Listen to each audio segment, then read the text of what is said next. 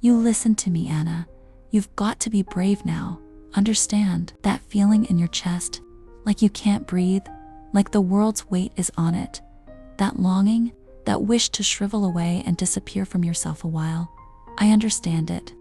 Lori and Freddie aren't my first. My first didn't even get to be born, poor girl. No matter what, we are mothers, we are wives. We have to be strong for those little ones. No wallowing, no despair. When my brother first wrote me about you, he said, "She's got a knack for the bright side of it all." Show me that strength, Anna. Show them that strength. Good morning, children. I've implemented a bit of a new routine.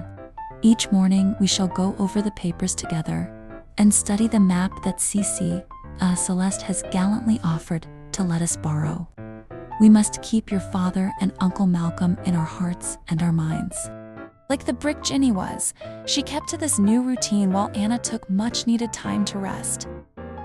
The use of radio was yet to be prohibited, and there were few programs, but the papers, as well as the constant chatter on the country phone lines, gave the county its daily update on the Kaiser and his doings. With their days quite full, each child in Dogwood House found an outlet for grief and strife. For one, Celeste had taken up embroidery and busied herself decorating each cushion or pillow she could get her hands on, partly to avoid the whole idle hands and that man's playthings, while Orion took up the time-honored tradition of pestering his elders for stories. It was the only way he knew how to get the information about life that he wanted. He didn't think it exactly fair that when children ask direct questions, they get indirect answers, or worse, told they're being impertinent when he was just curious, and learned quite quickly that if he looked interested, well, the old folks rattled on until he got what he was looking for. Gopo was wonderful for dance-around stories, as Orion called them. He jumped from one bit to the next, and sometimes finished it all off beautifully. Or sometimes he forgot what he was talking about, but his stories were always kind and silly, like the one about Aunt Ginny threatening to jump from the balcony to inspire herself. Orion liked true stories like that. It was as good as gossip.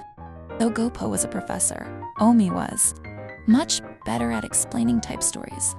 Omi explained like he was a man, which Orion deeply appreciated, though it meant he didn't understand half of what she said, but he nodded along regardless.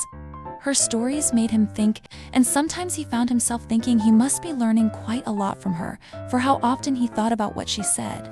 The best part? She always gave him a caramel and cuddle after their long talks. Hazel's contribution was baking. She baked often with Anna or Jenny or Aunt Lydia.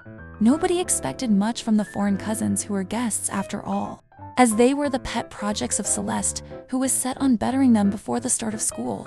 It would be humiliating to have cousins who couldn't swim or fish or fight, especially when baby Maple could at least manage a splash, and she was a baby. After weeks of warm weather, under the watchful eye of Aunt Lydia, the cousins could float, and that was all Celeste could hope for.